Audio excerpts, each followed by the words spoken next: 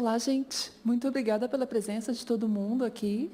A gente tem algumas pessoas entrando ainda, mas eu vou começando e elas vão chegando, né? Meu nome é Elisa e eu vou fazer a palestra para vocês hoje. O Stefan é da minha equipe, está aqui me ajudando, vai tirar fotos de vocês, ok?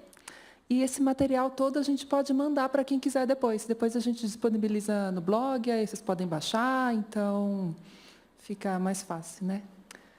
Então, tá bom. Antes de começar, vou me apresentar, né? Isso aqui está ligado? Vamos ver. Está ligado. Bom, eu sou a Elisa, eu fiz jornalismo nos anos 2000, e aí eu fiquei um tempo bem perdida na vida, porque eu não sabia o que eu queria fazer, porque eu descobri que eu não era boa jornalista, aí eu fiquei perdidona, até que eu descobri uma coisa chamada design centrado no usuário, lá na USP, onde eu fiz jornalismo, né? Aí eu comecei a estudar sobre isso e depois de um breve limbo em minha carreira, eu comecei a trabalhar com usabilidade. Isso foi em 2005.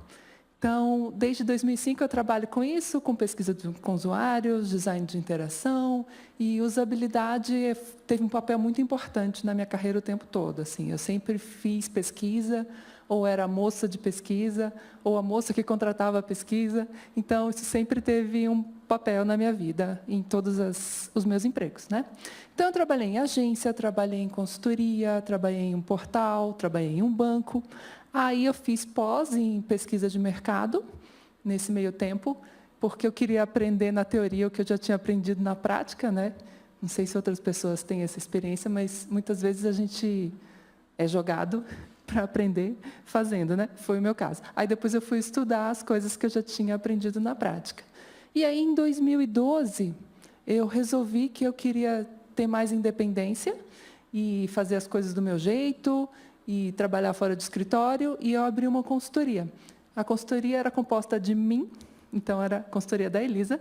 Eu não tinha funcionários de propósito, porque eu queria fazer as coisas do começo ao fim, colocar a mão na massa, ir a campo, falar com as pessoas e não só gerenciar uma equipe. Aí foi ótimo, eu fiquei 4 anos assim, e desde o ano passado eu tenho uma startup, que é o Tester, que é de teste de usabilidade remota. Eu vou citar aqui, porque faz parte de usabilidade, mas se alguém quiser saber um pouquinho mais, pode falar comigo depois, distribuir o cartão, essas coisas. Tá?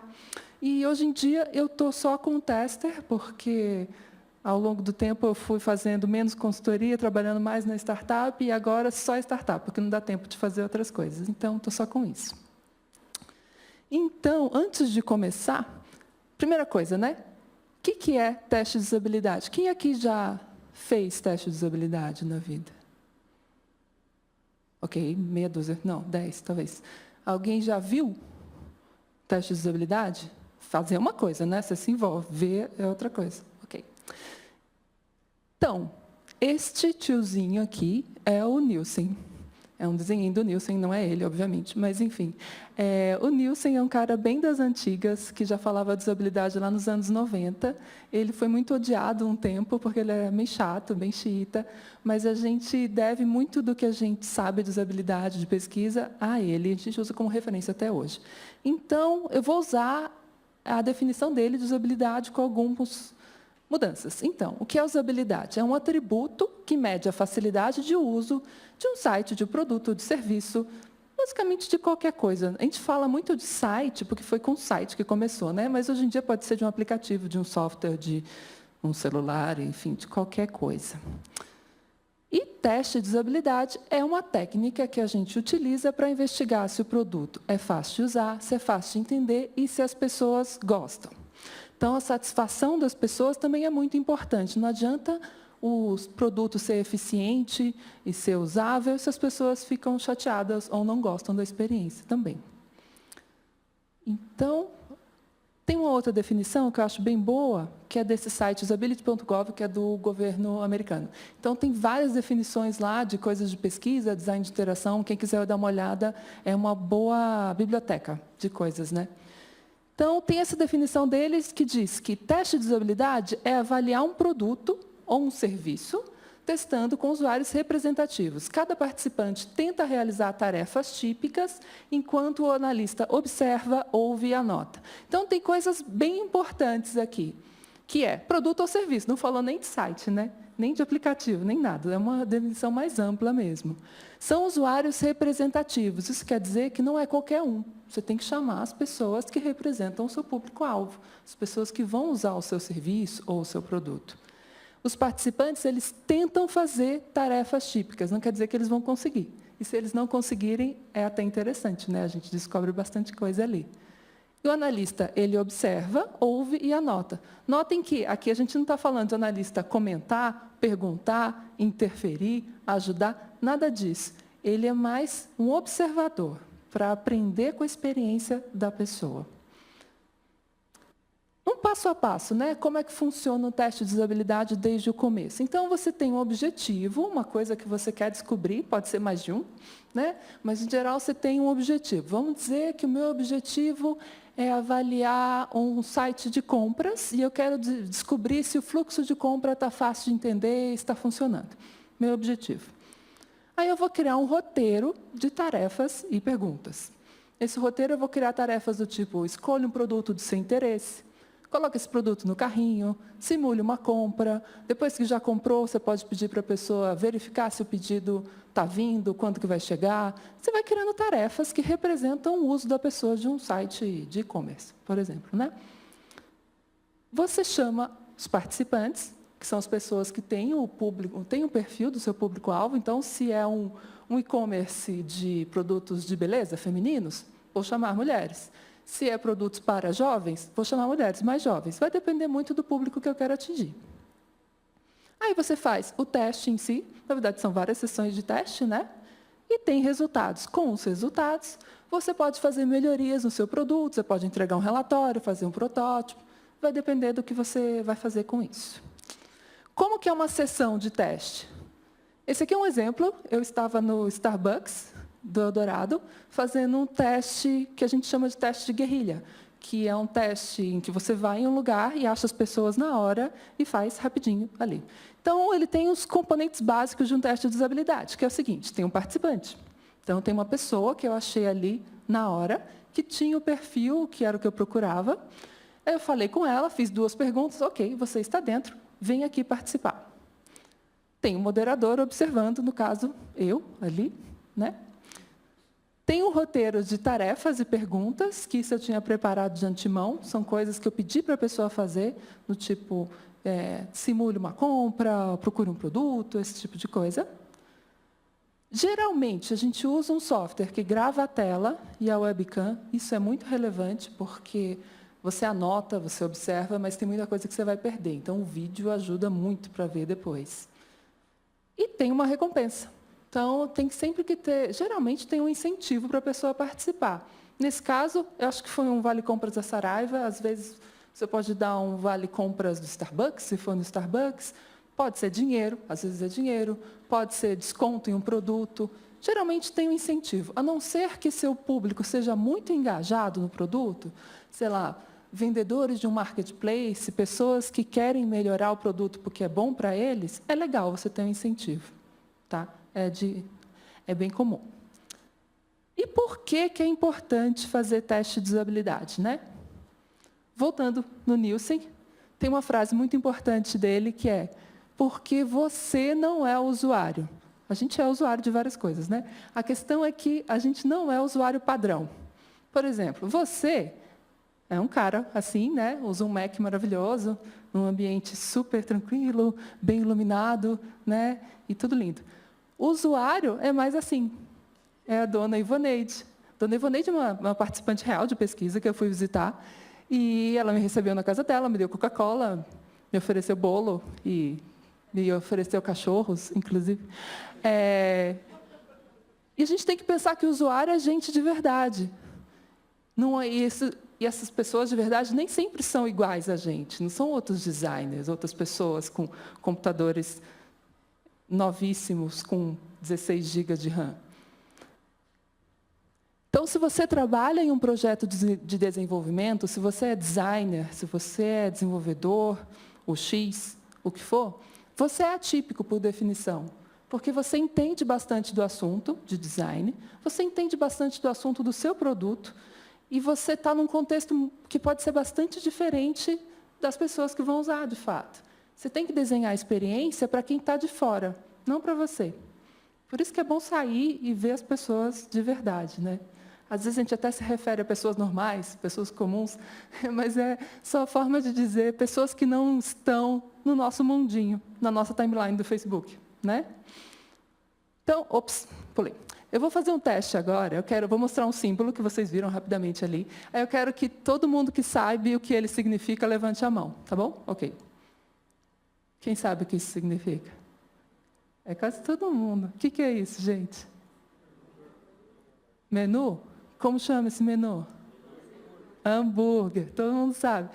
Mas, em teste, com as pessoas normais, nem sempre é assim.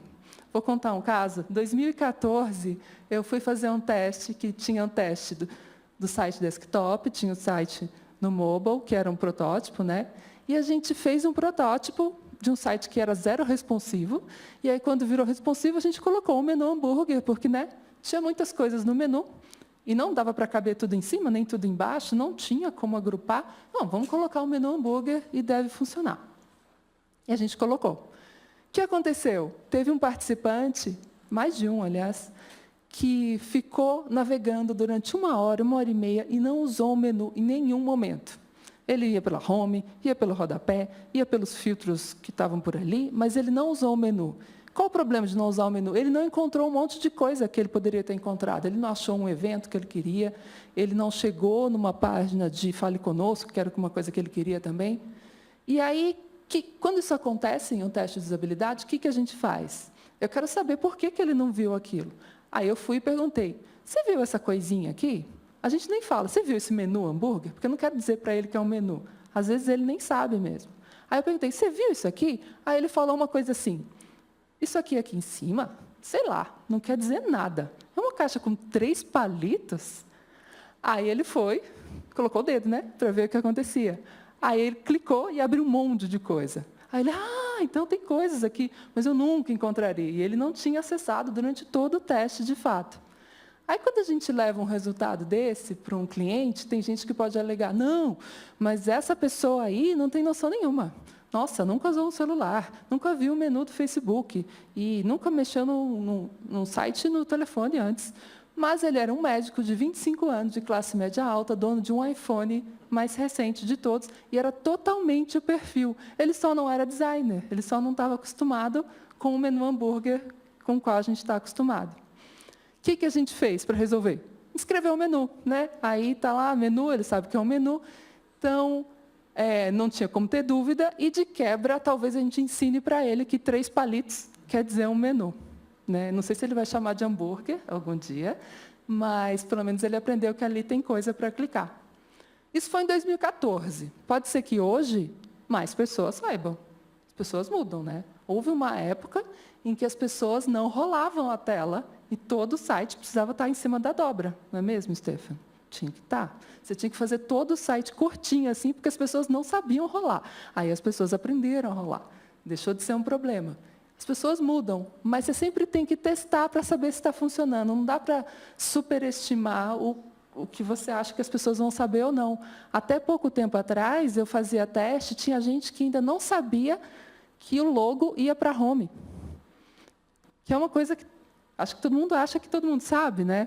Mas tem site com home, até hoje em dia ainda tem site escrito home, porque tem gente que não sabe que o logo leva para a home.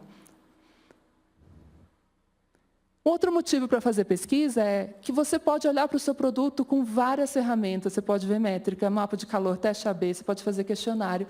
Você pode ter até gravação das pessoas usando o site em momentos diversos.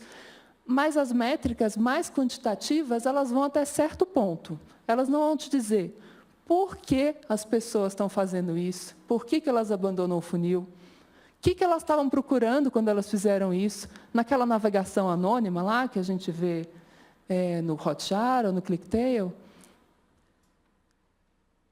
que o moço está querendo? Tudo bem? Tá certo. Você não sabe o que a pessoa estava procurando. Você não sabe se ela encontrou o que ela estava querendo. Isso tudo é uma investigação. São questões que são bem investigadas com técnicas mais qualitativas e com o teste de usabilidade. Também é legal fazer pesquisa e teste de... Depois eu mando o material aí você pega. Vou voltar para você tirar. Mentira. Também é muito legal fazer pesquisa e fazer teste de usabilidade, porque tem coisas que estão além do site, além do produto, além do serviço que você está oferecendo. Porque tem comportamentos, a experiência da pessoa vai além da telinha, né, gente? Então, eu estava fazendo um projeto que era para uma operadora de banda larga, internet, celular, essas coisas, né? Aí, eu perguntava para a pessoa como é que era o fluxo dela de contratar. Ela tinha acabado de contratar, eu perguntei como é que foi. Aí, a mulher me disse, quando eu assinei, eu anotei opções e mandei para o meu marido. Daí, a gente acessou o site junto, lá em casa, e ele ligou lá para assinar, quando ele estava no trabalho, na hora do almoço. Era uma coisa assim. Você vê que uma fala dessa, que pode ser simples, a gente tem muita informação que é muito relevante para um projeto como esse. Primeira coisa, não é uma decisão imediata. A pessoa vem ao site, depois ela volta. O que isso quer dizer? Que a pessoa tem que poder salvar. Se ela fez uma configuração lá, montou um pacote com várias coisas, ela tem que conseguir ver isso de novo depois, né? Tem que ficar salvo em caixa ou tem que ficar salvo na conta dela. E a decisão não envolve só ela não vai decidir sozinha, porque é uma família, né? O marido vai querer palpitar e tal. E o site não tinha como você mandar para outra pessoa. Ou você fazia e comprava de uma vez, ou, enfim, você tinha que voltar lá e fazer tudo de novo. E outra, nem sempre o fluxo de compra acontece todo de uma vez. Ele pode começar em um canal e terminar em outro. E tudo bem. Todas as empresas querem que as pessoas só comprem online, porque é bem mais barato. Mas e se a pessoa quiser tirar uma dúvida por telefone? Tem gente que quer ligar para negociar também, né? Porque acha que vai conseguir um descontinho. E a gente tem que dar suporte para esse tipo de coisa. Então, se a pessoa montou no site, ela tem que ter uma referência. É o código tal, e quero comprar esse igualzinho. Sem ter que passar por todo o processo de escolha de novo no telefone, né? Também é muito legal fazer teste de usabilidade, porque você pode testar uma ideia antes de perder muito dinheiro com ela. Vamos dizer que isso aqui é um progresso de um projeto, né? E aí no começo, você muda tudo. Você começa, você refaz, você pega um conceito, desiste do conceito, vem outra coisa, e esse fluxo de mudança vai diminuindo ao longo do tempo, conforme você vai se aproximando de entregar e colocar um site no ar, em produção, né? E o custo dessas mudanças, ele é inversamente proporcional, ele vai ficando mais caro. Por quê? Porque ele envolve mais gente. Conforme você vai caminhando no projeto, você envolve o cara que fez a arquitetura de informação, você depois tem o design visual, você vai ter o desenvolvedor, você vai ter o QA, você vai ter o cara de implementação. Então, é muita gente envolvida. E a hora de desenvolvimento é cara, né? Vai ficando cada vez mais cara. Então, quanto antes você puder falar com as pessoas e validar, ter feedback é melhor. A ideia é você falhar antes. Descobre antes. Se vai dar errado, tenta descobrir isso no começo do processo. Faz teste de usabilidade ainda quando está em conceito, em protótipo. Não espera lançar para depois as pessoas irem no Reclame Aqui, né? Pelo menos porque tem gente que não vai no Reclame Aqui. E que falha mesmo assim. Nem todos os problemas vão aparecer lá. Fazer teste de usabilidade também te ajuda bastante a convencer as pessoas envolvidas. Pode ser o seu cliente, pode ser o seu chefe. Então, vamos voltar no exemplo do menu hambúrguer.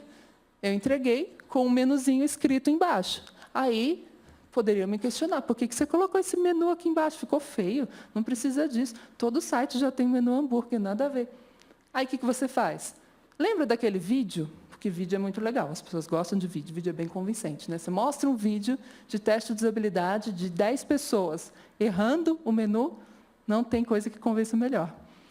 Aí eu falei, lembra do vídeo? Aquele menino não sabia, isso aconteceu com 8 de 12 pessoas, é bastante gente. Aí ele faz, realmente, e você vence a argumentação e consegue colocar um menu ali embaixo.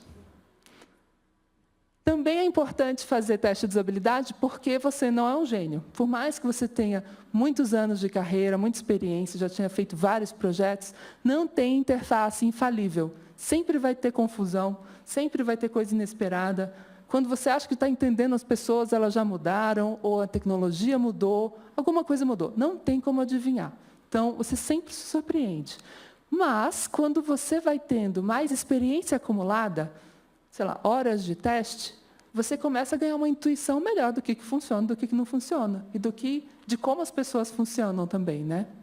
E aí você consegue tomar decisões melhores e talvez errar um pouquinho menos. Mas chegar a ser um gênio é bastante difícil. Vou contextualizar agora, só vou beber uma água.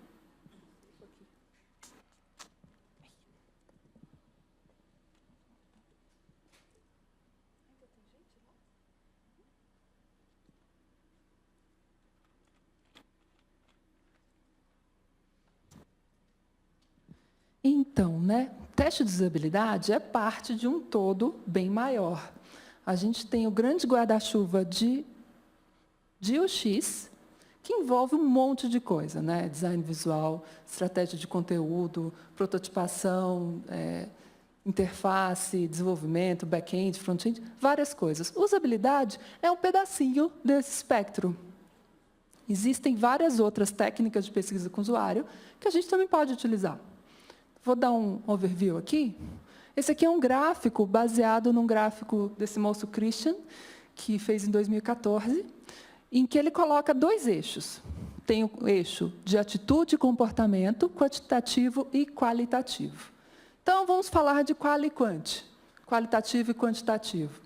As pessoas têm uma noção de que qualitativo é pouca gente, quantitativo é muita gente. Geralmente né? Porque mas a questão mais importante desses 2 eixos é pensar que são perguntas diferentes. No quantitativo, a gente quer saber de números, você tem métricas, você quantifica, você descobre o que as pessoas fazem, quantas pessoas fazem aquilo, e te dá a base para tomar decisões estratégicas. E, para conseguir isso, você precisa de amostras maiores, com um rigor estatístico maior. No qualitativo, você quer saber o como, o porquê, por que a pessoa abandona o funil, por que a pessoa não conseguiu fazer o cadastro, como que ela está navegando, que ela está se confundindo, como ela está se sentindo. Você se aprofunda e você tira insights. Não é um foco em números, mas em descobertas, em entender como as pessoas são. E, para isso, você não precisa de uma amostra gigantesca. Com a amostra menor, você consegue tirar isso. Logo, custo-benefício, não vale a pena fazer com 1.000 pessoas uma pesquisa quali. Tem um outro eixo também, que é o eixo de atitude e comportamento. Explicando em miúdos, é assim. Atitude é o que a pessoa diz, comportamento é o que a pessoa realmente faz. A gente descobre o comportamento observando, vendo o que ela faz de verdade, e a atitude você pergunta para ela se expressa e ela conta para você. Então, a gente tendo esses 2 eixos aqui, a gente vê que teste de usabilidade, em geral, fica no quadrante do comportamento e do qualitativo. Ele pode ser feito de forma mais quantitativa? Pode. Na maior parte dos casos, ele é mais qualitativo. Existe uma certa elasticidade aí. Mas, quase sempre, ele é mais focado no comportamental. Então, a maior parte do tempo, você observa o que a pessoa está fazendo e não pergunta o que ela está achando. Mentira, a gente pergunta o que ela está achando. Mas o mais importante é o que ela está fazendo, porque tem uma grande diferença. E a gente vai falar disso. Teste de usabilidade não serve para tudo, né? Então, tem vários objetivos que você pode ter com a sua pesquisa. Se você quer saber se o filtro de busca está fácil de usar, é um bom objetivo. Faça um teste, que vai funcionar. Se você quer descobrir por que as pessoas estão abandonando o carrinho, também funciona. Se você quer descobrir como melhorar o checkout de forma mais ampla, bacana, pode ser também. Agora, se você quer saber a maioria das pessoas faz isso ou aquilo, é melhor usar métrica, porque teste de usabilidade não vai te dar a maioria. Porque, de novo, não é quantitativo, não é esse o objetivo. Se você quer saber que cor de botão converte melhor, é muito cara de teste AB. Não adianta fazer teste de usabilidade, perguntar para as pessoas. Mas, assim, às vezes acontece de cliente pedir esse tipo de coisa para a gente testar em teste de usabilidade. A gente tenta explicar, olha, não vale a pena, não faz sentido. Enfim, mas acontece. E o que as pessoas acham da minha campanha é muito de atitude, de opinião. Tem outras técnicas que você pode usar para isso, que é grupo de discussão, você pode fazer um questionário, pode fazer outras coisas, que são mais focadas na opinião e não no comportamento. Dentro de um ciclo de um produto, vamos imaginar que a gente tem aqui um produto e eu tinha uma pergunta, uma questão para resolver, eu tive uma ideia de produto, fiz um protótipo, fiz um MVP e depois, um MVP, que é um mínimo produto viável, né? Uma primeira entrega do produto, e aí depois eu tenho uma segunda versão, que é a maior zona. O teste de usabilidade vai se encaixar onde? em quase tudo. Desde que você tenha alguma coisa para testar, você pode fazer teste de usabilidade. E é legal que você faça várias vezes durante o processo. Teve uma ideia? Tem um conceito? Faz um protótipo, ainda no papel, testa, pode testar. Fez um protótipo mais navegávelzinho? Testa de novo. Porque isso entra naquela questão do gráfico, né? Você vai mudando menos, você vai ficando mais certo e vai ficando mais caro depois. Então, se você puder testar antes e descobrir antes que uma coisa não está funcionando, fica mais barato. E você consegue mudar mais. De novo, né? É uma das técnicas, mas é a mais popular. Então, é quase sinônimo de pesquisa com usuários. Muita gente fala de pesquisa com usuários como sinônimo de teste de usabilidade. A gente fez uma pesquisa em outubro desse ano para ver que técnicas as pessoas utilizam. O público era de designers e pessoas de UX, né? Então, isso já diz um pouco sobre o resultado. Mas teste de usabilidade ficou lá em primeiro, 67% das pessoas fazem. As pessoas gostam de teste de usabilidade, acham que é muito útil, quase todo mundo concorda que é útil, dá insights muito bacanas, mas 72% das pessoas não faz tanto teste quanto gostaria, menos que o ideal. E por quê? A gente foi ver o motivo também. Então, tem dois motivos principais, que é tempo e dinheiro. Não tem orçamento ou não tem o prazo. E, às vezes, as coisas são a mesma coisa, né? Tempo e dinheiro, enfim. Às vezes, tem uma questão um pouquinho menor, que é o cliente ou o chefe não se interessa, que também tem a ver com orçamento, né?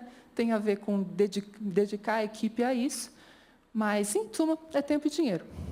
Isso tem muito a ver com conversas que a gente já teve com pessoas da área. Então, tem gente que sabe fazer, mas não tem tempo, não tem verba para contratar uma consultoria. Quem trabalha em agência ou outros tipos de empresas que têm vários clientes, às vezes não consegue esperar várias semanas e acaba não fazendo o teste de usabilidade porque não encaixa ali no projeto, no tempo de desenvolvimento, enfim. E tem gente que tem um monte de coisa para investigar, mas não sabe direito como fazer.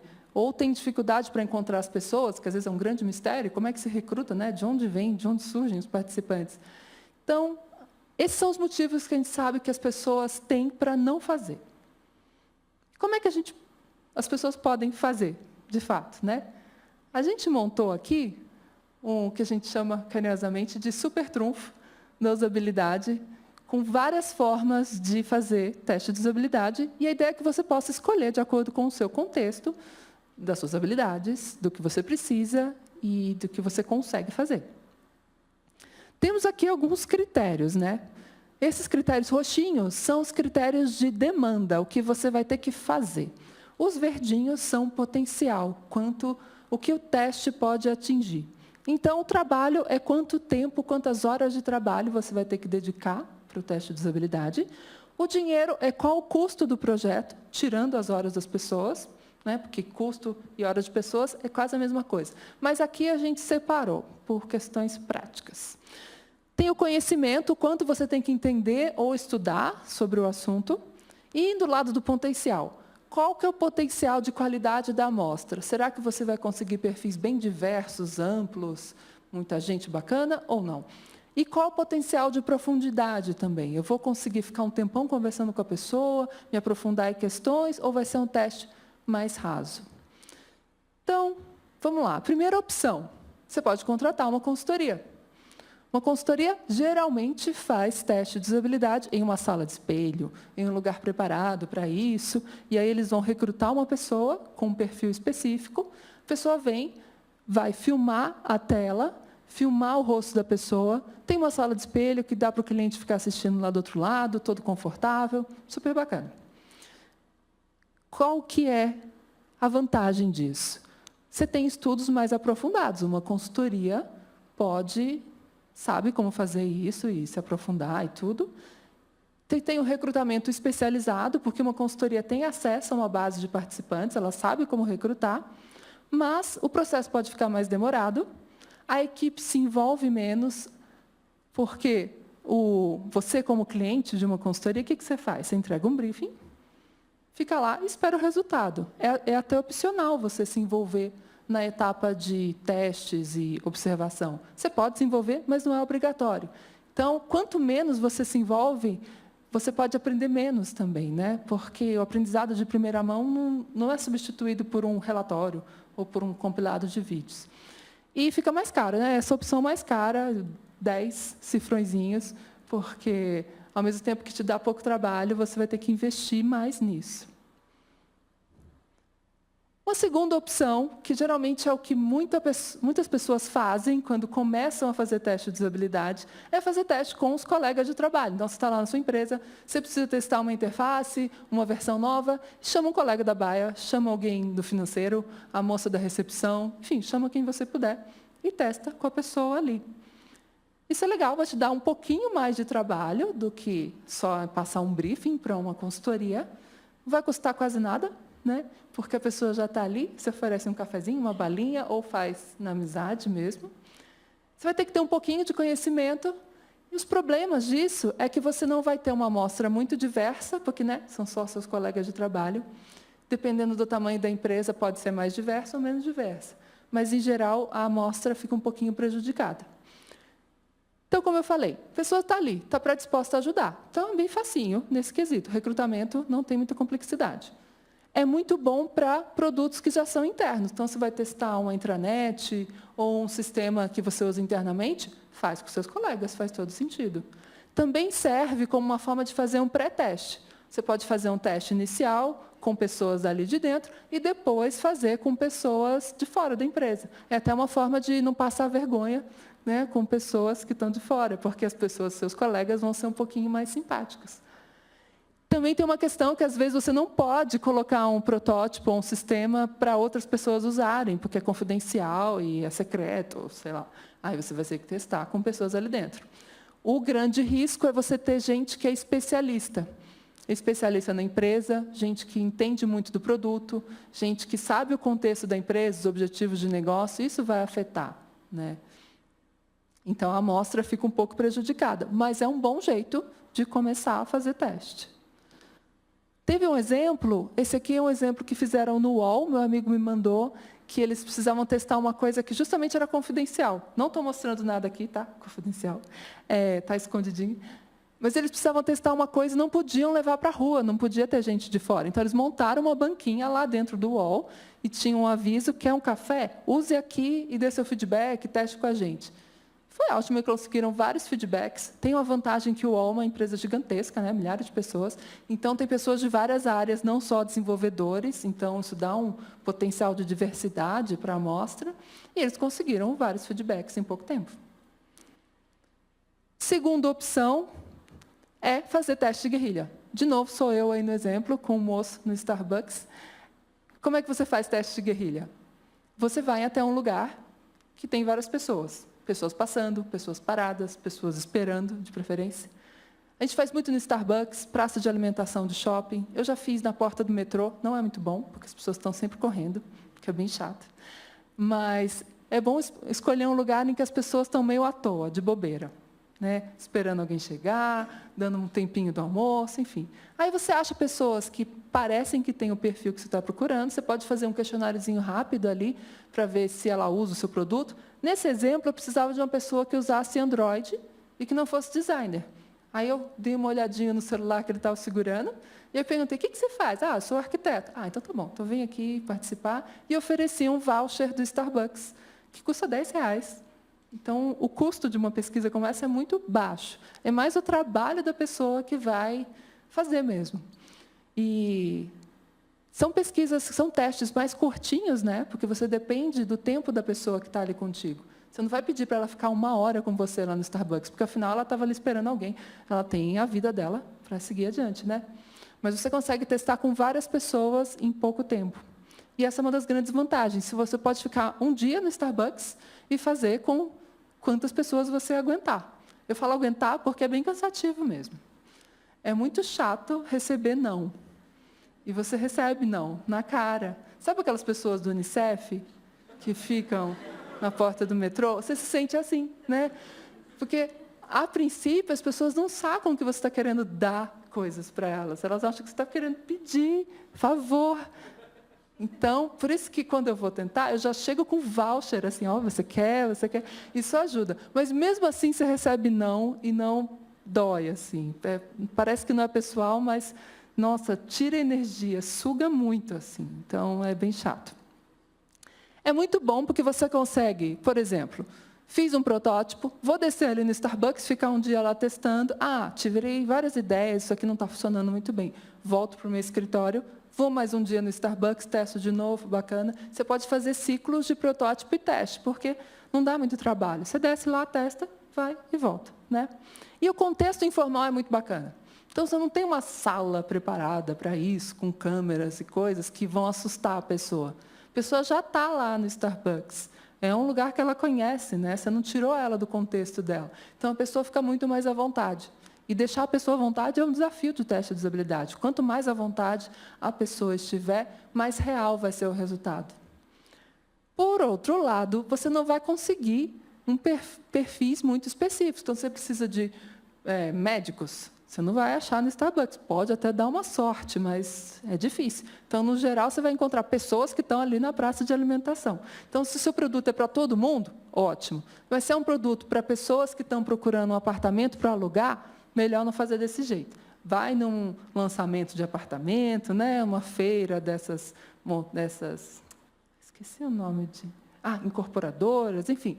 E aí você vai encontrar as pessoas com perfil específico. Teve um amigo que contou de um caso em que ele ia fazer um teste de um protótipo para caminhoneiros, aí a estratégia foi ficar num posto de beira de estrada, porque aí é onde eles param, vão fazer um lanchinho, tem um tempinho, e aí tinha vários caminhoneiros lá. Então, você tem que pensar no lugar ideal. Também tem que tomar cuidado para você não ir num lugar que só vai ter gente como você. Teve um amigo que foi fazer teste no Starbucks da Vila Olímpia. Aí ele falou que foi horrível, porque só tinha designer e desenvolvedor lá.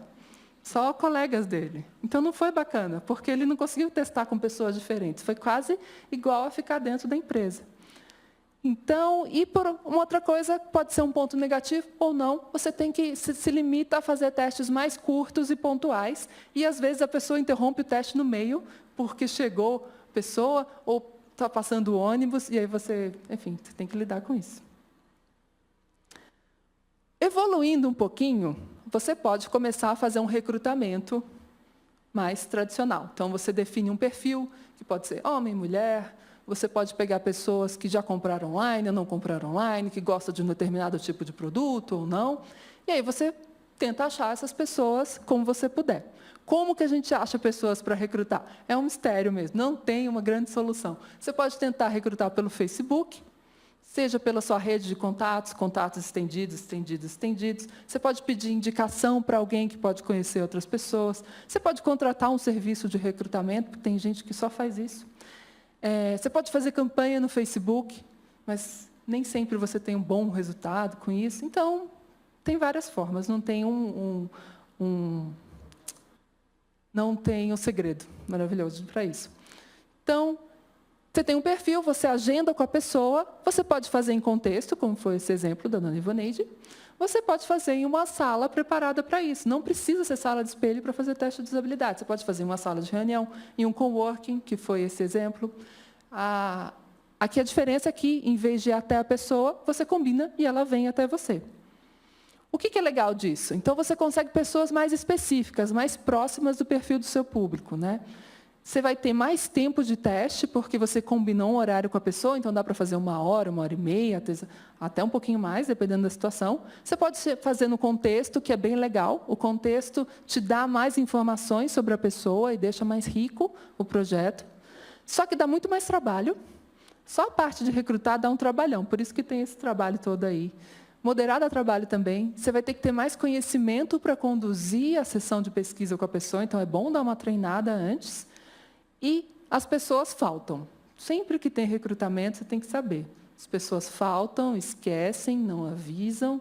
Se você marca na casa dela, você pode ir lá e a pessoa some. Então, não acreditem muito. Tem que recrutar reserva, tem que se preparar, tem que ter um backup. Não dá para ter cronograma muito fechadinho. Então, sempre se prepare para o pior, porque sempre está confusão. Sempre. Outra opção é... não quero fazer visitando a pessoa, não quero fazer ao vivo, eu quero fazer com pessoas em qualquer lugar do país, inclusive. Então, você pode fazer remoto. Você acha a pessoa que está dentro do seu perfil, marca um horário com ela, e aí você pode fazer pelo Skype, pelo Hangouts. Tem outras ferramentas que são próprias para isso até.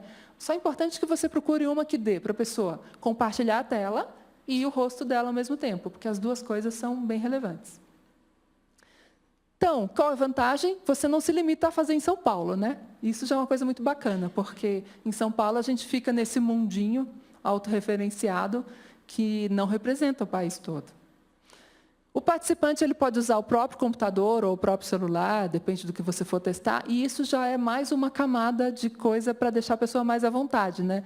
Quando você faz uma sala de espelho, você geralmente leva o seu computador lá, porque ele tem instalado aquele programa que grava a tela, aí a pessoa pode ficar, eita, não estou acostumada com esse computador, será que vai funcionar, será que não vai funcionar? Quando a pessoa usa o computador dela, ela fica mais à vontade, e você ainda pode ver coisas que eu gosto bastante de ver, que é barra de favoritos.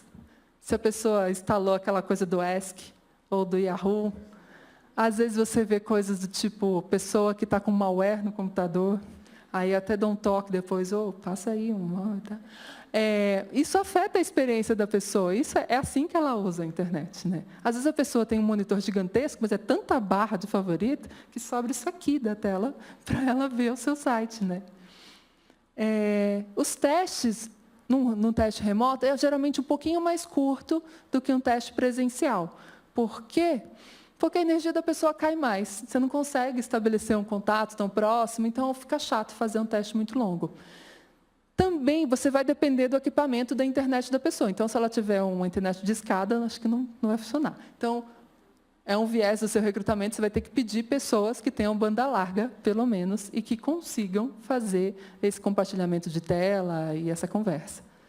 E isso pode excluir algumas pessoas que são mais light users. Então, se você quer uma pessoa que não usa muito computador, não está acostumada, está começando, não é o melhor jeito. É melhor ir visitar a pessoa, ir procurar em algum lugar, porque só isso já pode excluir essa pessoa, pode deixá-la inibida, ela pode não querer participar dessa forma.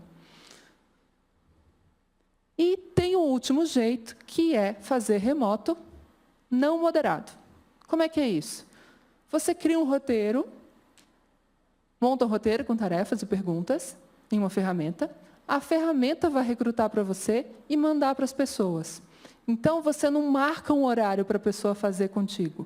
Você manda, as pessoas gravam o vídeo, fazem as tarefas e você vê depois. Qual que é a vantagem disso? Você não tem que ficar agendando com um por um.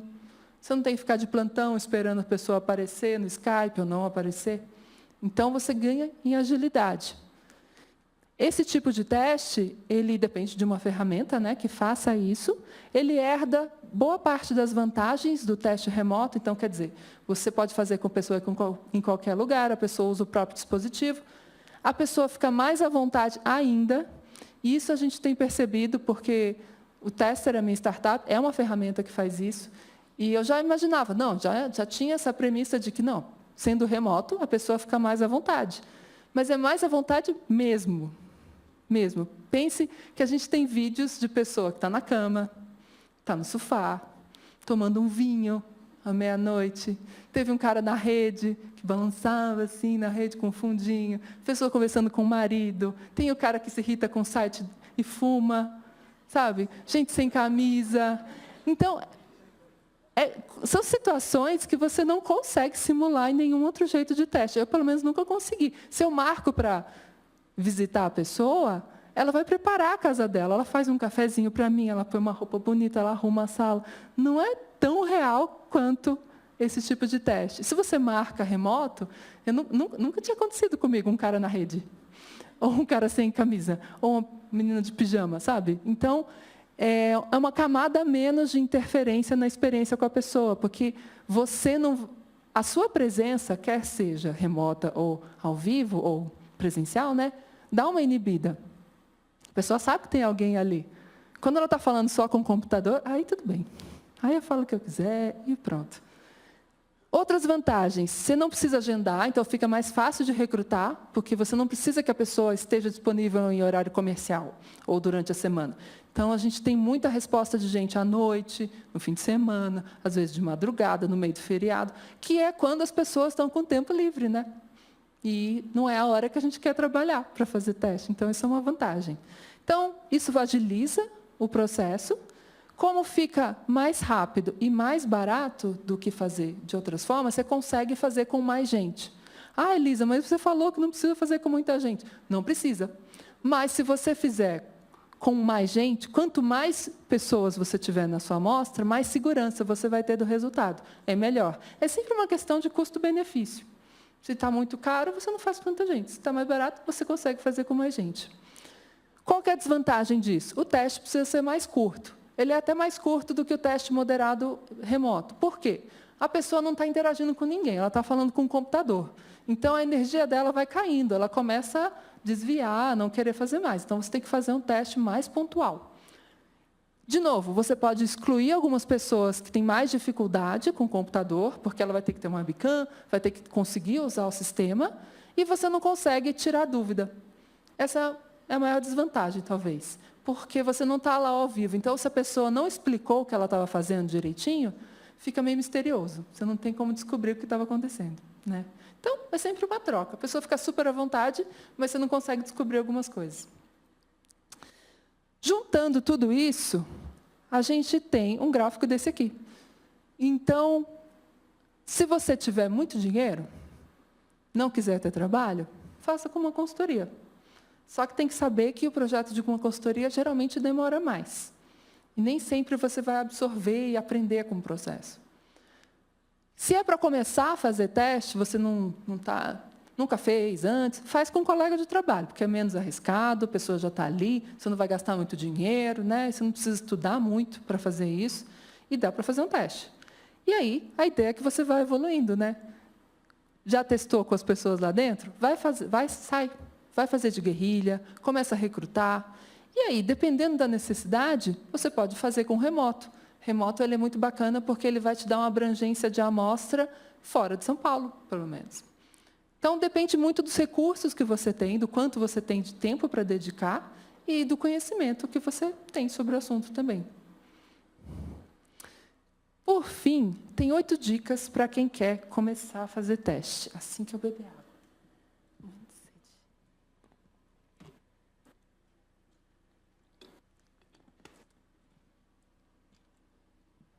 Ok, 8 dicas. Como eu falei, você não precisa de milhares de participantes, porque é qualitativo. Tem um número maravilhoso, que é o número 5. 5 são suficientes por rodada de teste. Eu vou explicar por quê. Primeiro, quem que você vai chamar para o seu teste? Quem está dentro do público-alvo, né? Não é qualquer um. A gente falou lá atrás que é usuário representativo. Então, pode ser o cliente atual do produto, se você tem uma base de clientes, pessoas com um perfil similar ao dos clientes, que são clientes em potencial, mas não compraram ainda. Gente que está à procura do produto que o site vende, por exemplo. Gente que se interessa pelo conteúdo. E desenvolvedores, não. Desenvolvedores é melhor evitar. Por quê? Eles entendem muito do assunto. Geralmente, o desenvolvedor vai ficar fazendo um teste de QA. Não é legal. Não é isso que você quer. Né? Às vezes acontece a gente fazer teste, e aí escapa, vem um cara que é QA profissional. Aí ele fica mexendo para ver se é responsivo, fica testando todos os campos para ver se tem feedback. Não é isso que você quer. Você quer uma pessoa usando o produto naturalmente. Né? E quem é desenvolvedor, designer, não faz isso. Não é muito legal. Então, qualitativo. Quantas pessoas na prática? Tem esse conceito de que você fala com quantas pessoas for necessário para ter segurança de que você está no caminho certo. Quando você começa a descobrir padrões, quando a coisa começa a se repetir, aí você pode parar de fazer testes. Ótimo. Mas isso é um mundo ideal, né? Geralmente, você não pode ficar fazendo testes infinitamente e falar para o seu chefe, vou fazer testes até eu ficar feliz e ficar satisfeito. Muitas vezes, você precisa de um escopo definido de antemão. Então, como é que você faz? Tem uma fórmula para isso. Não, nessa fórmula, a gente tem discoverabilidade do problema, a probabilidade de o problema ser encontrado apenas uma vez, e aí você chega nessa tabela muito útil, né, que eu não sei nem explicar. Felizmente, gente, a gente não precisa usar aquela tabela, porque o Nielsen, de novo, fez as contas por nós. Então, ele foi lá, começou a fazer, fez estudos, muitos com diversos números de participantes. Ele fez com 3, 6, 9, 10, 12 e 15. E chegou num número ótimo, de um bom custo-benefício. Com 5 pessoas, você encontrou 80%, 85% dos problemas, de todos os problemas que você pode encontrar em uma interface. Isso aqui acontece mesmo. Para quem já fez teste, você chega no 8º, no 10º, começa a repetir. Não surge coisa nova. Então, está dentro daquele conceito de vamos fazer até que eu não encontre coisas novas, até que eu tenha segurança. Mas isso aqui já te dá uma previsão de quantos você precisa para isso. E aí, esse número é meio questionável, porque qualquer número mágico parece que é mágico demais. 5, resolve meus problemas. Aí você fala para o cara de BI, não, mas só 5, isso não é nada científico, não faz o menor sentido. Tem uma explicação. O Nielsen não falou que só 5 resolve todos os problemas. O que ele disse é que se você tem um orçamento para testar com 15 pessoas, é melhor você fazer 3 testes com 5 pessoas do que um teste com todas as 15 de uma vez. Por quê? Porque ciclos de protótipo e teste, você aprende mais com o processo do que fazer um estudo muito grande. Isso pensando que você está testando o seu próprio produto, né? Para a consultoria nem sempre isso funciona. Mas se você quer descobrir como melhorar o seu produto, faz um protótipo, testa, volta para casa, refaz. Isso vai ser muito mais enriquecedor e mais... Você vai aprender mais com isso do que fazer um teste muito grande com muita gente. Então, só voltando, na prática, a gente costuma fazer com 5 pessoas por perfil. Então, se são 2 perfis, você pode dividir clientes, não clientes, pode fazer com 10, 15, no máximo você faz com 20, você não faz com milhares de pessoas, depende muito da necessidade. Quando você for fazer teste de usabilidade ou analisar os resultados, foca no que a pessoa está fazendo, não no que ela diz. É muito comum a pessoa se embananar durante toda a tarefa.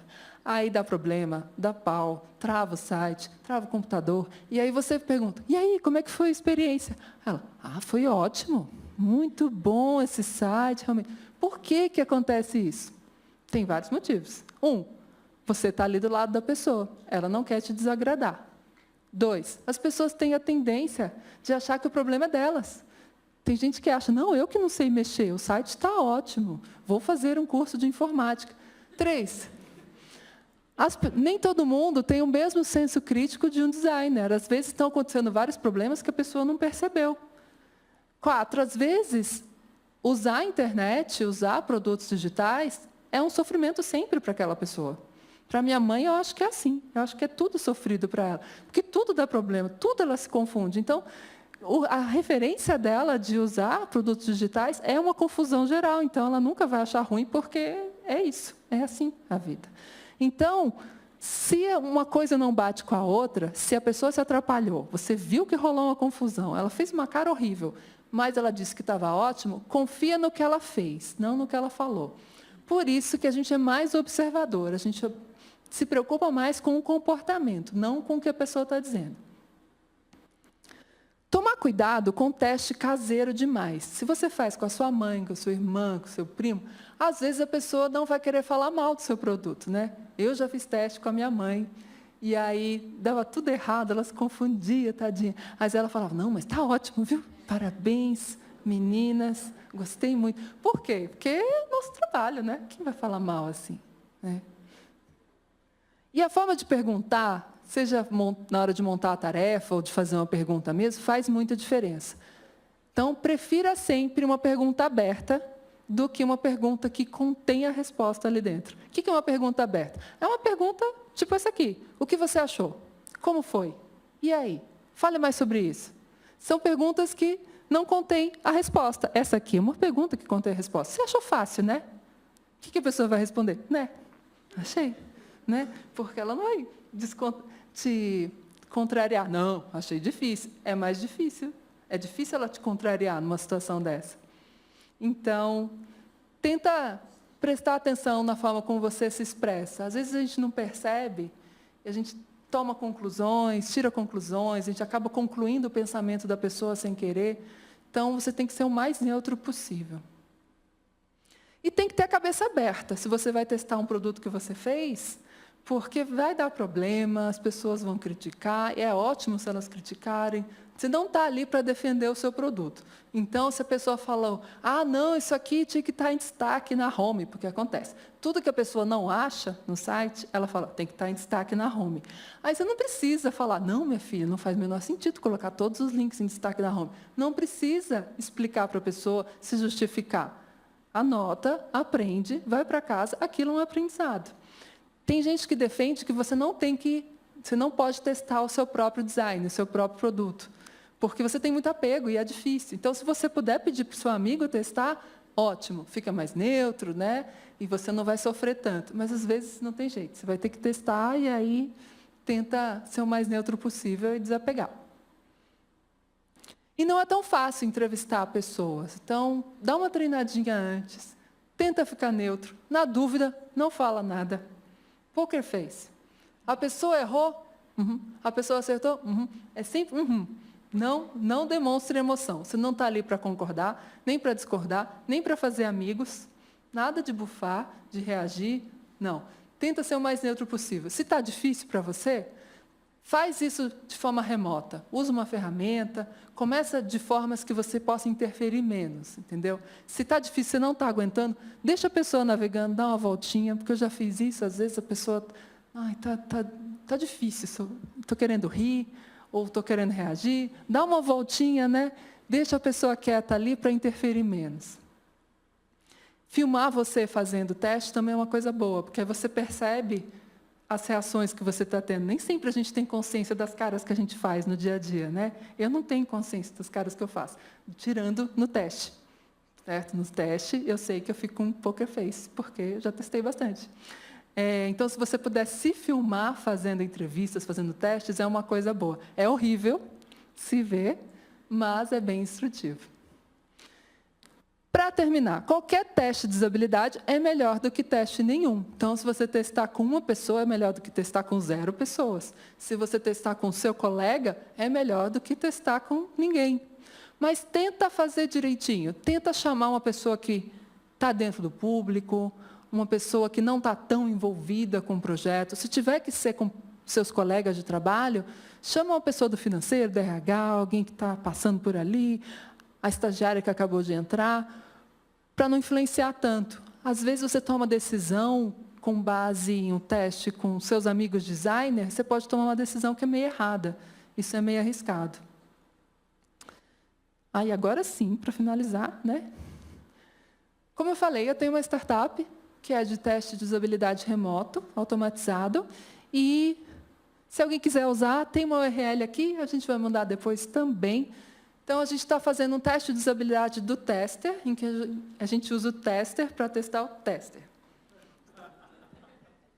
Então, porque, enfim, a gente quer descobrir se o tester está usável do ponto de vista do cliente e do participante. Então, você entra lá, se inscreve, e aí você faz o papel de cliente e de participante ao mesmo tempo. Não é tão confuso quanto parece, só para mim que é confuso. E, se vocês fizerem, vocês ganham créditos para usar o tester nos seus projetos, nos seus produtos. E é isso, fica o convite. E estou aqui, qualquer dúvida, podem perguntar. Essas são minhas cachorras, que eu coloco aleatoriamente, só porque sim. Não tem nenhum motivo para elas estarem aí. Enfim, qualquer dúvida, estou por aqui, gente. Podem perguntar, pedir cartão, anotar o URL. Enfim, é isso. Muito obrigada.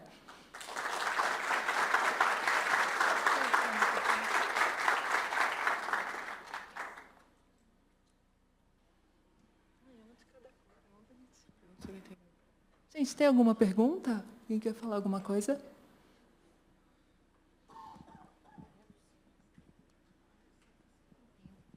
Obrigado. Oi. No caso da pesquisa com um usuário em loco, né? Como que você acha que é a melhor forma de iniciar o teste? Você apresenta ali o protótipo, o produto que você tem ali na mão e pede para a pessoa falar o que ela acha sobre aquilo, o que ela entendeu. Você dá um set de tarefas, você introduz um contexto né? Sei lá, às vezes você está testando uma coisa que ela depende de estados anteriores, só que a pessoa não passou por isso. Como é que faz, então, nesses casos? Então, você tem que pensar no que vai ficar mais natural possível, né? Quando você entra num site, você entra para quê? Você é designer? Só designers entram em sites para ver. Ah, vou ver o que tem nesse site aqui. Pessoas não designers não entram no site, vou dar uma olhada nesse site à toa, a não ser que seja site de fazer compras. Aí as pessoas entram. Então, você tem que pensar em que contexto a pessoa entraria ali. E é legal você dar esse contexto de antemão. Pode ser alguma coisa tipo, seu amigo te indicou esse site para fazer uma compra. Ou então, seu amigo falou que esse site é bem legal e para pegar caronas. Sei lá, dá algum contexto. É difícil a pessoa chegar do nada em algum site. Depende muito do que é o site, né? E, em geral, você pode fazer... Tem uma tarefa que a gente faz que é a tarefa livre. Aí você pede, explore esse site e me conte o que você pode fazer nele. Para que ele serve, o que ele tem e o que você pode fazer nesse site, me conte em voz alta. É uma tarefa que a gente costuma fazer. Às vezes ela fica um pouco artificial, para ser sincera, porque a pessoa fica explorando e analisando, assim, eu acho que esse site... E não é uma coisa que a pessoa faz de verdade. Então, se você puder colocar um contexto para isso, é melhor. Entendeu? E aí, criar tarefas. Tarefas é a melhor coisa. Tipo, você precisa comprar um presente de Natal para sua prima. Como você faria neste site? Ou então você pode fazer uma tarefa com base numa situação real da pessoa. Recrutei pessoas que querem viajar. Aí eu chego, e aí, para onde você está querendo viajar? Para Nova York. Me mostra como é que você está planejando sua pesquisa para Nova York. É ótimo, é super natural, a pessoa já tem isso na cabeça, sabe? E aí ela vai mostrar do jeito que ela faria de verdade. Certo? Bom, eu queria entender um pouquinho sobre o usuário, sobre criar o público-alvo, que você falou diversas vezes sobre o público-alvo. Eu queria saber um pouco mais do detalhe de criar esse personagem ou esse persona para o público-alvo, que eu já ouvi de alguns projetos, como, por exemplo, o Banco Original criou apenas um persona para o aplicativo deles, então, e outros projetos tiveram mais de um persona, 2, 3, alguns falam que o ideal é 2 ou 3, outros 5. Então, eu queria entender um pouco melhor assim, o que seria o ideal para um projeto de digital, né?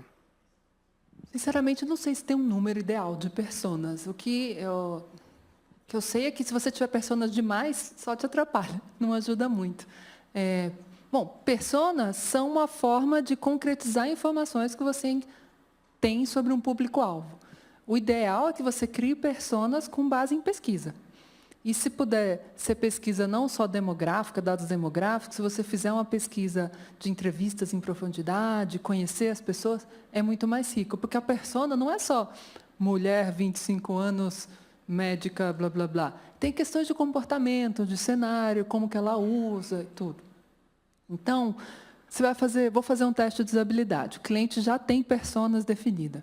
Tem duas coisas, aliás, né? Tem personas do marketing, que são uma coisa, e tem personas de UX. Nem sempre elas conversam tanto. São dois jeitos meio diferentes de fazer. As de marketing eu nem sei fazer. Mas as de UX são mais focadas em como a pessoa vai utilizar o produto e interagir com ele e tal. Então, você pode usar as personas como base para recrutar para o teste de usabilidade, ou você, no teste de usabilidade, você acaba aprendendo sobre as pessoas. E aí você, tive um insight, eu acho que rola uma persona aqui. O teste de usabilidade em si não serve como forma de investigar o público, mas você acaba aprendendo sobre esse público e pode servir de inspiração para criar personas. Então, tem os dois cenários, sabe? Eu já comecei projeto com personas, já terminei projeto com personas, já no meio do projeto surgiu uma terceira persona que não estava prevista, e aí é sempre um processo em construção, sabe? Quanto mais pesquisa você vai fazendo, você vai criando novas personas e vai acrescentando informações e cenários, esse tipo de coisa. Respondi?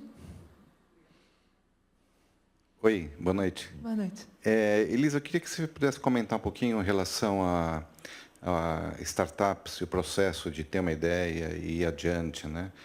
As validações, testar hipóteses.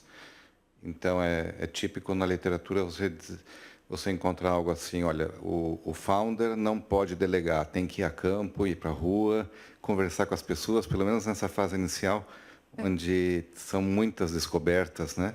As coisas estão muito abertas ainda. Então, como que você enxerga isso, né? A questão de teste de usabilidade, você colocou que pode ser feito desde o início. Eu fico um pouco em dúvida, assim, se dá para delegar isso daí. Então, é curioso você perguntar isso, porque eu sou founder, né? E eu trabalho com testes de usabilidade, então, para mim, não teria outra opção do que eu não ir lá, porque é o que eu faço, né? Mas eu entendo que, em outras situações, o founder é um engenheiro, é um cara de negócios, é um cara que não está acostumado com isso. Não sei, vou falar da minha experiência prática, do que eu conheço de outras startups. Quanto mais a equipe de todas as hierarquias se envolve no processo e vai ter contato em primeira mão, é melhor. Se o founder, se o cara que decide, o cara do dinheiro, ele não sabe fazer entrevistas ou não gosta, tudo bem. Se a pessoa não quer lidar, não quer entrevistar as pessoas de cá, tudo bem, nem todo mundo precisa fazer. Mas vai lá ver como é. Então, nada substitui o contato direto. Então, inclusive, quando eu era consultora, até uns meses atrás, em vários projetos a gente optava por não entregar relatório. Você fala para a equipe toda, vem assistir, fica lá na sala de espelho, ou vai junto em visitar as pessoas, para aprender em primeira mão e depois discutir. Eu acho que isso que é o mais importante, sabe? Ter envolvimento direto, conhecer ao vivo. Porque é diferente, né? Você vê quem é, vê os detalhes, vê a casa e vê o contexto, diferente do que receber um relatório lá, né? Posterizado, enfim. Acho que o contato em primeira mão é muito importante, quer seja founder ou chefão de grande empresa.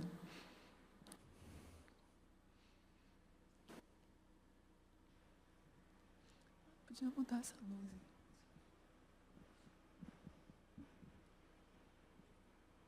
Elisa, para usar a sua plataforma, o Tester, eu posso usar, por exemplo, um link do InVision, alguma coisa do tipo, ou já não pegaria? Pode ser protótipo, sim. A gente só recomenda que ele tenha média para alta fidelidade. Se for do InVision, ele tem umas coisas que Você sobe os mockups já basicamente de alta fidelidade. Sim. Só tem que tomar cuidado para ele ser navegável e não ficar naquele modo que você clica em uma coisa e não é clicável, ele mostra em azulzinho as outras coisas que são clicáveis. Ele faz isso, né? Sim. Então, tem que tomar cuidado com isso, porque senão fica parecendo uma demonstração do produto e não um site que a pessoa vai clicando. A gente já teve um caso de um cliente que queria testar com o InVision. Eu falei, olha, não está rolando muito. Eu acho que vai ficar confuso para a pessoa entender o que está acontecendo. Aí ela acabou optando por desenvolver um pouquinho mais e fazer o teste em ambiente de desenvolvimento numa etapa depois. O que a gente já fez foi teste no Azure e teste em ambiente de desenvolvimento. Aí deu certinho, sim, uma boa. Tá bom, obrigado. Imagina. Tudo bem? Eu tenho uma dúvida, eu queria saber a sua opinião, na verdade. Se vocês, quando recrutam, vão fazer testes, vocês usam o mesmo banco de pessoas para testar diferentes dispositivos, por exemplo, desktop, smartphone, tablet, ou não? Vocês separam, vocês usam... Essas pessoas testam desktop, essas testam smartphone? Dentro de um mesmo teste, assim, Mesmo a teste, amostra? isso. Depende do tipo de teste, do tempo, assim. Então, tem situações em que a mesma pessoa usa primeiro o desktop, depois o celular. Aí a gente faz baterias, pessoas que começam pelo celular, pessoas que começam pelo desktop, que é quando você quer que a pessoa compare, ou então simular a pessoa indo de um dispositivo para o outro, sabe? Mas tem situações em que você tem que testar tanta coisa, que aí você separa. Algumas fazem desktop, outras fazem celular. Fazer tablet é raro, mas às vezes tem pessoas que você faz tablet também. Como o tablet fica no meio do caminho, você acaba cortando, né? Você faz com maior e com menor, e tablet é pequeno, né? Ninguém usa. Mas de vez em quando é relevante. Então, Queria varia saber de se era projeto. efetivo utilizar as mesmas pessoas para entender o modelo mental dela, tanto no desktop quanto no... Sim, dá para fazer. Você só vai ter que limitar um pouquinho a quantidade de coisas que você vai testar em um e no outro. Você pode fazer as mesmas tarefas em um e no outro, tomar cuidado para não ficar muito cansativo, porque, eu fiz aqui, agora fiz aqui. Um modelo que eu achei bacana é fazer umas tarefas um pouco diferentes no celular, sabe? Como se fosse meio complementar.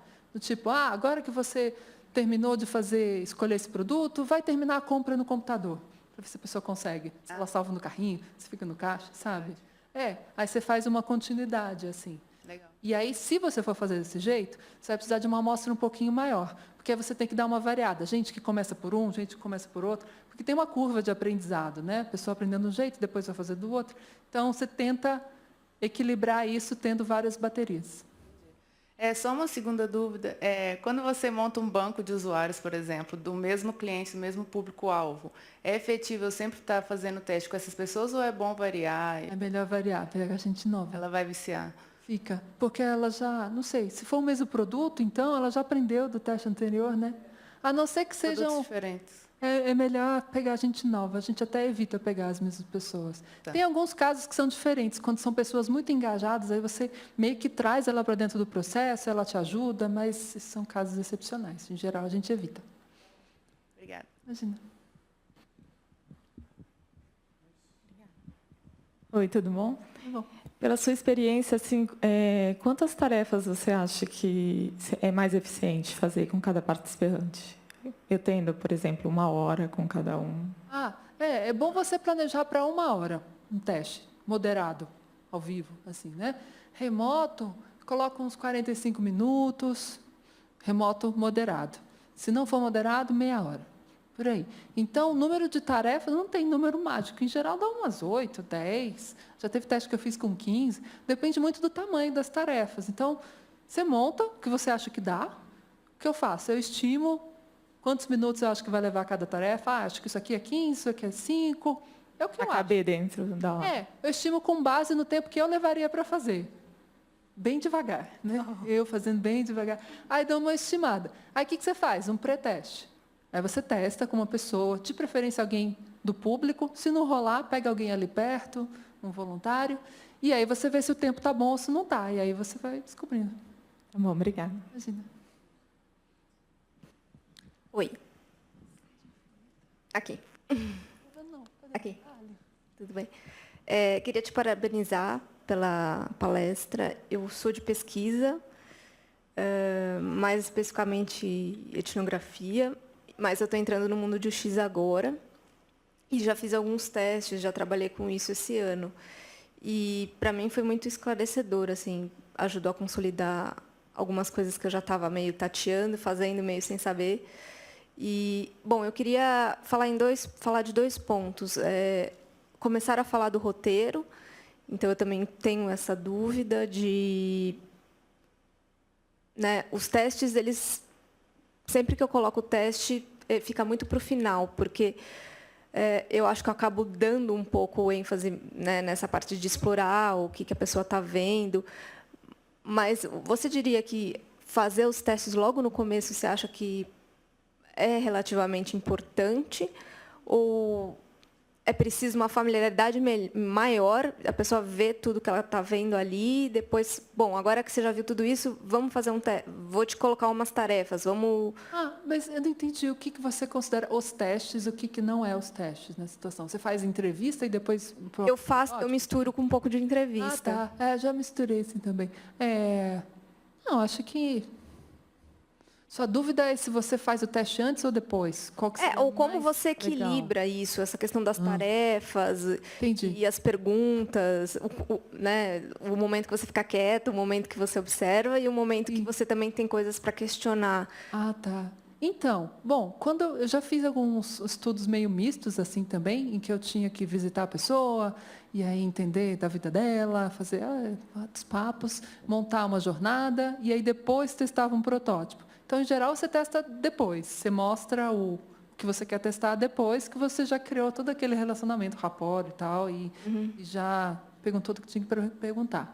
E aí, durante as tarefas do teste, a gente fica com uma posição mais de observação mesmo. Você faz aquela apresentação inicial, pedindo para a pessoa pensar em voz alta, fique à vontade, não tem certo nem errado, aquelas coisas. Pede para ela comentar sobre o que ela está sentindo e depois você fica quieta. E aí tem alguns momentos específicos em que eu não estou entendendo o que a pessoa está falando, ou não estou entendendo o que está acontecendo, aí eu dou uma interrompidinha. Mas, em geral, o que eu recomendo, ainda mais para quem está começando, não está tão acostumado assim, deixa quieto, anota e pergunta no final, para interferir menos. Deixa a pessoa ir fazendo e aguarda um momento, sei lá, no fim da tarefa, ou mesmo lá no fim do teste, para retomar coisas, tipo, eu vi que teve uma hora que você clicou ali, o que aconteceu?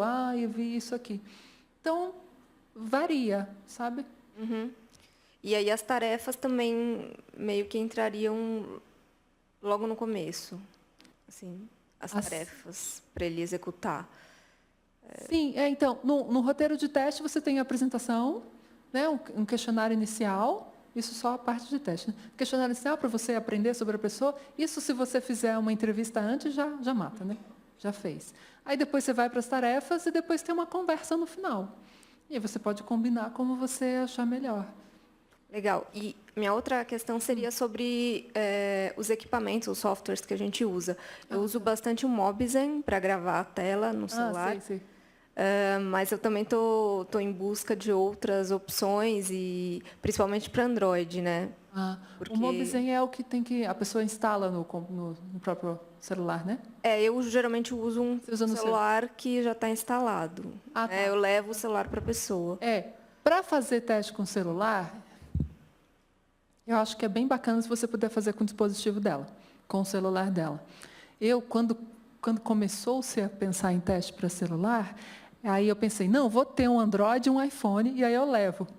Até ver que tinha gente com celular CCE, né? Tem uns celulares sem pé nem cabeça, tem uns Blackberries, assim, tem uns telas assim, telas assadas, e faz diferença. E a pessoa usar o celular dela, aí ela fez uma compra, chegou um e-mail ali, ela já acessa, tem interferências, então é muito mais legal usar o dela. Dito isso, é difícil você pedir para a pessoa instalar um negócio no celular dela. Então, mais uma coisa que grava a tela, às vezes precisa de jailbreak, é meio sinistro. O que eu fiz, na maior parte dos casos, é usar uma câmera que grava de cima. Tem uma câmera que chama Ipevo, você compra na Amazon, $99, e ela parece um passarinho, assim, né? Fica na mesa e você vê de cima. E eu considero que é melhor do que só gravar a tela, porque você vê o dedo da pessoa, vê o que ela está fazendo. A qualidade não fica muito boa, não, porque a pessoa pega, mexe, fica meio confuso. Mas você tem uma noção do contexto, de como ela está pegando o celular, o dedo. Aí, quando dá, eu combino isso com uma gravação da tela ou com compartilhar a tela com um computador. E aí tem as duas coisas. Entendi. Mas, se eu tiver que optar por uma coisa, é gravar de cima. Que aí interfere menos, a pessoa não tem que instalar nada, tal. Quando a pessoa tem iPhone, é mais fácil, porque ela vai, compartilha, usa AirPlay e pronto. Agora tem o Lookback, que faz isso muito bem, né? É super simples e qualquer um pode instalar e não precisa de jailbreak. Eu não sei se ele está funcionando para todos os dispositivos, sabe? Acho que não, só iOS, pelo menos a última vez. Ele tem algumas coisas para Android também, eu acho que já tem. Então, ele é uma boa opção, assim, ele é bacana. Mas, nos últimos testes que eu fiz, eu só filmava de cima mesmo e vai. Legal, obrigada. Oi, boa noite, eu sou o Lucas. Primeiro eu queria contar um caso que me aconteceu já, desses que você quer rir e sair correndo. Pode contar, eu vou só mudar. Tá. Pedi para o usuário para que ele pesquisasse sobre seguro automotivo no Google ou com qualquer ferramenta de pesquisa. E aí ele digitou na barra de endereços Google, apareceu o resultado, ele clicou no link do resultado do Google, aí foi para o Google e aí ele digitou sobre... Tem um meme, assim. Sim, então, foi exatamente isso, são coisas que acontecem, né? Isso acontece. Elisa, para a pergunta agora. Você disse no começo sobre, na parte do processo de fazer um teste de usabilidade, onde você cria um roteiro para começar a fazer as perguntas para ele. Normalmente, nessa etapa do processo, é quando você cria as hipóteses que você quer validar. A hipótese vem antes, né? Uhum. Você começa, como qualquer tipo de pesquisa. Você tem seus objetivos lá, você cria... Meu objetivo é avaliar se o fluxo de compra está funcionando. Ou então, meu objetivo é descobrir por que as pessoas abandonam o fluxo de compra. Melhor. Aí eu vou fazer uma análise e criar hipóteses. Eu acho que as pessoas estão abandonando porque ele está horrível, porque o carrinho não faz sentido, porque o cadastro pede coisa demais. E essas hipóteses são as coisas que você vai testar, né? Nem sempre é nesse formato de hipótese. Às vezes é o cliente te manda uma métrica, olha, essa métrica está ruim, descubra o porquê. E isso que vai orientar a criação do roteiro. É meio que um depara mesmo, sabe? Então, quando você tem várias coisas para testar, até colocava numa planilha, assim, isso aqui eu vou testar, isso aqui é o que eu quero descobrir, como eu vou testar? Assim, assim, assado. Tem coisas que você testa com tarefa, tem coisas que você testa com pergunta, tem coisas que você só observa. O que eu ia perguntar é exatamente nessa parte de, às vezes você tem tanta coisa para testar, tanta coisa para descobrir, e quando você já trabalha em cima de um produto há muito tempo, você tem mais ainda, você tem um backlog gigante de coisas que você quer testar. Sim. E aí, como você consegue priorizar, primeiro, quais testes você quer fazer, quais hipóteses você quer validar, e no final, quando você já colhe os resultados, como priorizar a implementação das features de acordo com o que você colheu. Primeiro, vamos falar do que você vai testar primeiro. Pega o que está dando mais prejuízo, aí você testa, né? Então, tem teste que não dá para abarcar tudo. Então, você pode fazer uma bateria, mexer. Aí você pode pegar uma prioridade para o negócio, por exemplo, que está dando prejuízo ou que está afetando mais experiência, né? Enfim. E você tenta fazer um teste coeso, por exemplo. Vou fazer um teste só de busca, e tem tarefa de busca. Vou fazer um teste de compra, só tarefa de compra. Porque é bom que o roteiro faça sentido para a pessoa, não seja um pedacinho aqui, outro pedacinho ali, senão fica meio fora de contexto. E para você priorizar os resultados depois, tem alguns critérios que a gente usa para priorizar. Por exemplo, nossa, deu um branco agora dos critérios. Sim, qual é o tipo desse problema? Se o problema é uma barreira ou um obstáculo. Se é uma barreira que impede a pessoa de fazer a tarefa, ele é um problema mais grave. É uma coisa que eu vou olhar primeiro. Você tem que olhar também quantas pessoas do seu teste foram afetadas. Não quantas no sentido muito quântico e estatístico disso, mas de 10 pessoas, todas foram afetadas ou 2? Se foram todas, nossa, provável que seja um problemão mesmo, muita gente está sendo afetada. Se foi 2, não sei, nem tanto. E outra coisa que você tem que olhar é o contexto. Esse foi um problema que afetou uma parte muito importante do site, é o pagamento. É um problema super grave, porque vai afetar muito a conversão do site. Ou é um problema no rodapé, que ninguém se importa. Ele é menos grave. Então, você faz um balanço de vários critérios. E aí, se você estiver dentro do produto, dentro da equipe de desenvolvimento, você também pode pesar o custo de implementação. O que a gente faz é pesar prioridade da correção do ponto de vista do usuário versus o custo de implementação. Então, tem coisas que são fáceis de fazer e vão impactar bastante, melhorar muito. Faz primeiro. Aí você vai equalizando. Oi. De novo. Minha dúvida também é sobre como analisar os dados depois, considerando que você tem uma pesquisa onde você não tem hipóteses muito definidas. Então, você está tentando entender se as pessoas entenderam o propósito daquele produto, entenderam como usar. Você está fazendo uma pesquisa mais exploratória. Okay. Como fazer depois, né, com esse monte de dados para relacionar as coisas, entender que a dúvida de um pode conectar com a dúvida do outro? O que você pensa sobre isso? Tenta achar padrões, coisas que se repetem. Isso vale para a pesquisa quali em geral, tipo, se você tem mais de uma pessoa na equipe, começa a conversar, o que você viu? Isso tem a ver? Isso tem a ver? Começa a juntar. Se uma coisa está acontecendo muito, pode ser um padrão, uma tendência. Mas uma coisa muito simples de fazer, quer você tenha hipótese ou não, é fazer teste para encontrar problema. Olha lá, aconteceram tantos problemas. Quantas pessoas foram afetadas por esse problema e o que vamos fazer para resolver esse problema? Isso já é um resultado super válido de teste de usabilidade. Não é muito complicado de fazer. Entendeu? O que você tem que fazer é tentar achar coisas que se repetem, porque essas coisas que se repetem são fenômenos e são coisas que você precisa considerar. Então, não tem uma técnica específica, é mais do feeling ali? Não, então, tem isso. Você pode fazer uma tabulação por...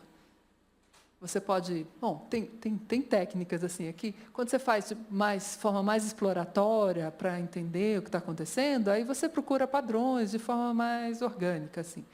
Agora, você pode quebrar cada tarefa em microtarefas. Porque você pode ser super granular ou super amplo, né? Então, por exemplo, uma tarefa de compra, ela tem várias microetapas, que é fazer a busca, usar os filtros, chegar na página do produto, ir para o carrinho, tal. Aí você pode olhar para cada pessoa como é que foi o desempenho em cada uma dessas etapas. Aí você atribui sucesso, fracasso, dificuldade, sucesso, fracasso, dificuldade. E aí você vai vendo onde tem mais dificuldade ou menos dificuldade. Daí você tira várias coisas, entendeu? Então, tem vários jeitos de fazer. Depende muito do tipo de site, do tipo de fluxo que você vai ter.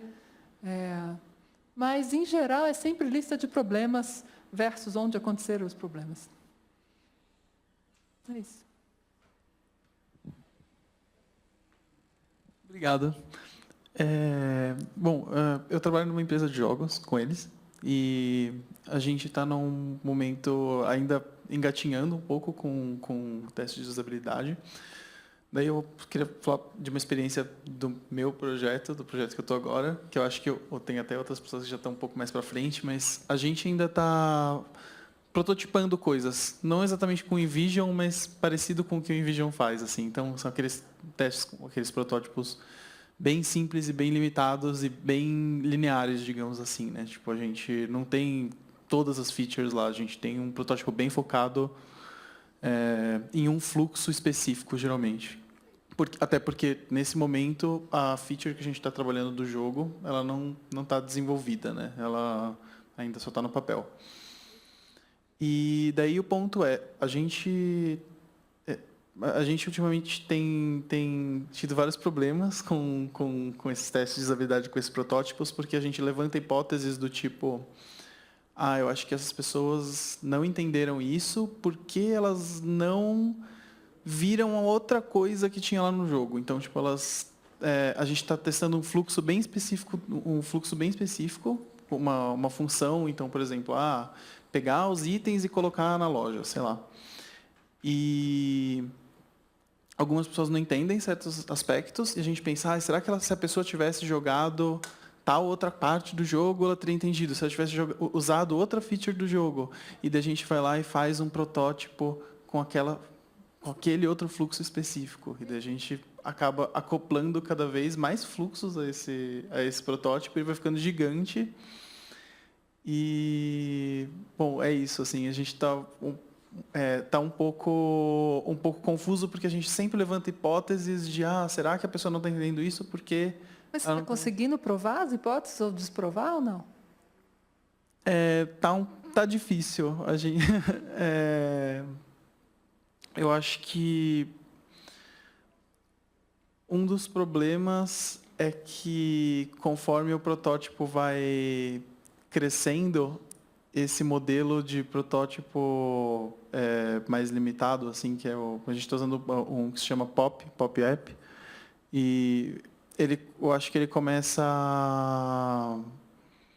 eu acho que ele funciona muito para coisas pequenas e a gente começa a crescer. Tem uma hora que não vale mais a pena fazer protótipo. Está dando tanto trabalho manter o protótipo que às vezes é melhor seguir para o passo adiante, que é desenvolver mesmo e testar no próximo ponto. Então, antes de existir ferramentas de protótipo, a gente fazia teste no papel, que é super legal. Mas, às vezes, era super complexo, né? Porque você tem que ter uma pessoa que fica lá com as folhinhas, simulando o computador, ela põe um post-it, clicou aqui, agora pega essa tela, clicou aqui, desceu um drop-down, cadê o drop-down? Então, é super complexo, né? Todo um teatrinho, onde você tinha que treinar e tal. E dava tanto trabalho que tem uma hora que não vale mais a pena. Quando não está valendo mais a pena, é sinal que, nossa, vamos seguir adiante. Se você puder, faz microtestes de coisas mais específicas, só para aquela hipótese. Não fica acumulando um monte de coisa, senão dá muito trabalho mesmo. Né? E aí não vale tanto. Não sei. Eu acho que é isso mesmo. Acho que a gente tem que meio que passar para outra etapa, assim, de tipos de teste. E tem coisa que, caso de jogos, é meio complexo, né? Porque envolve jogabilidade, envolve outras coisas, e imersão. Né? Então... às vezes, os critérios tradicionais de usabilidade nem dão conta disso, né? Então, teve até um artigo no ISA sobre isso, viu? Teve um artigo no Interactions of America, que teve no Chile no passado, que era sobre isso, era tributos...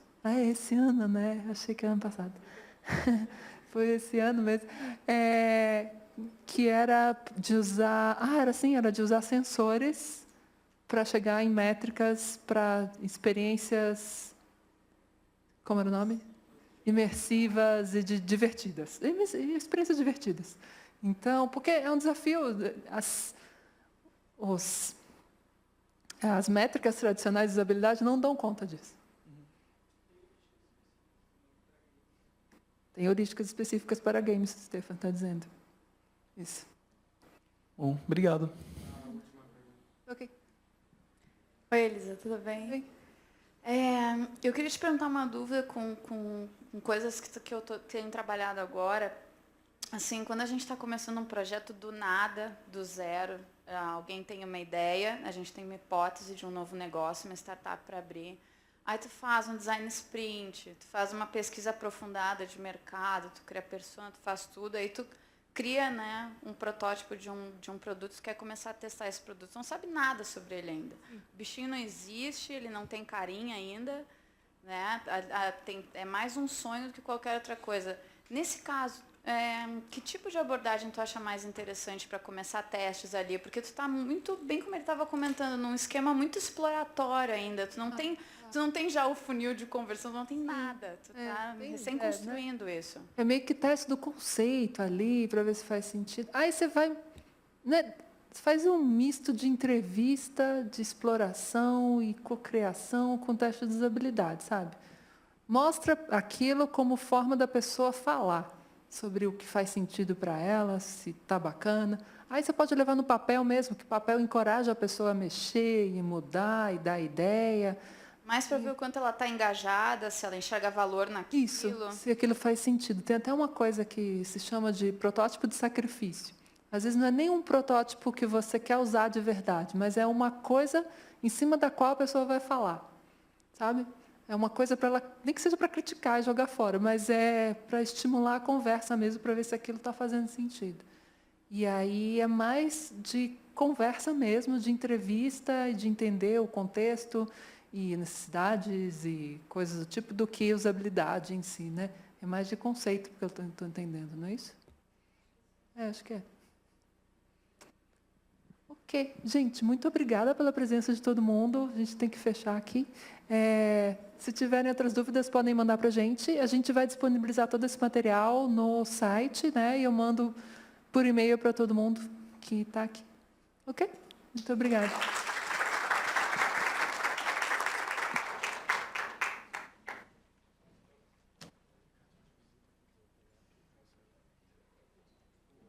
Gente, eu tenho vários cartões também. Se alguém quiser pegar meu cartão, pode pegar meu cartão.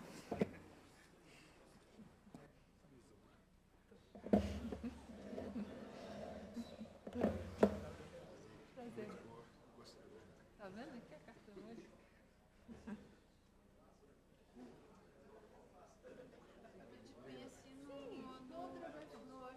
Das meninas e a Lu me escreveu para vir aqui. Foi? Eu quero marcar um café contigo. Vamos conversar? Obrigada. Tudo bem? Você não perguntou nada. É que foi meio que na pergunta das outras pessoas. Porque o